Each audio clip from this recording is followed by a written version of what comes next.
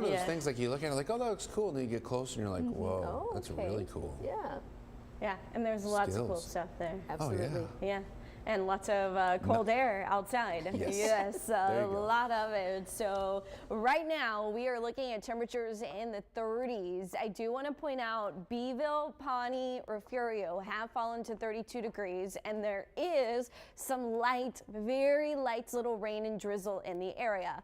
Now on radar, all of that rain and drizzle is south of Refugio, Beeville, and Pawnee, and so that is the good news. However, it is freezing up there, but just remember, if it's not raining, if the road is not wet, there will be no freezing precipitation on the road. So drive with caution because it's cold. Also, your tire pressure light might have came on because our temperatures have fallen by about 30 degrees, 20 to 30 degrees or more really since yesterday afternoon. It was 81 degrees yesterday afternoon, so we're pushing about a 40 degree temperature drop, if not more. So yeah, tire pressure may be low. Additionally, we do have some light rain, some little mist in pockets of mist in the area. So I just want to emphasize, use caution. That's the best thing I can say right now. As far as our satellite radar imagery goes, this is the storm system that brought the cold front, and it's also extra windy. That's another travel hazard. Here's why. Between this area of high pressure and low pressure, there is a pressure gradient. That is the pressure changing quite drastically between these two areas of high and low pressure.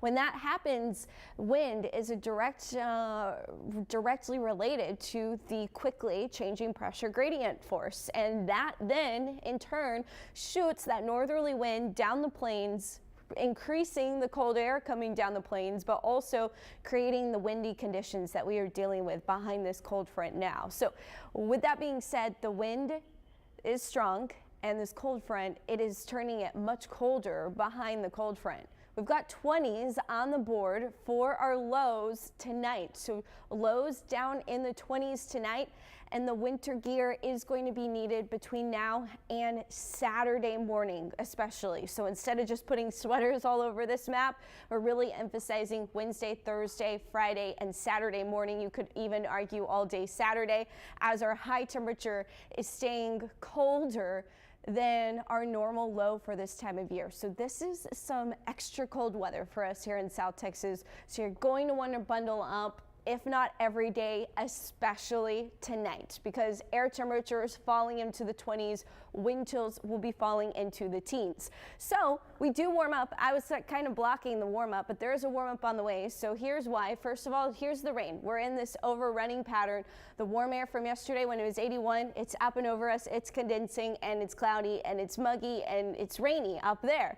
Now, the colder air, the colder, drier air works to push all that cloud coverage south. We are trending drier and clearer into Thursday morning. That's why confidence in a hard freeze is going up, especially for B County and Live Oak County. As we continue into Thursday, we're watching coastal low that formed in the wake of the cold front come up shore. As it does so, our rain chances go up. Could there be some pockets of freezing rain trying to show up? Possibly, if you're headed towards San Antonio, Victoria, or Houston on Friday. Otherwise, it's going to be too warm. We're going to see temperatures above freezing, and it's just going to be a cold rain in the coastal bend. As we continue, look at this, sunshine starts to peek through, but I can't emphasize enough, Wednesday through Saturday, we are going to have freezing temperatures at night, specifically tonight. Rain is in the forecast for Friday and Saturday as well.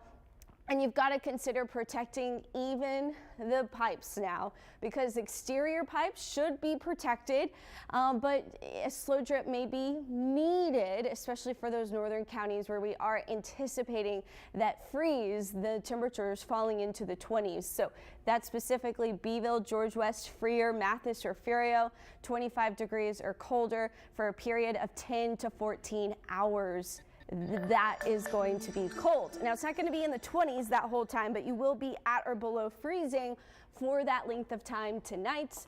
Drizzle and rain returns Friday and Saturday, and then we warm up into next week.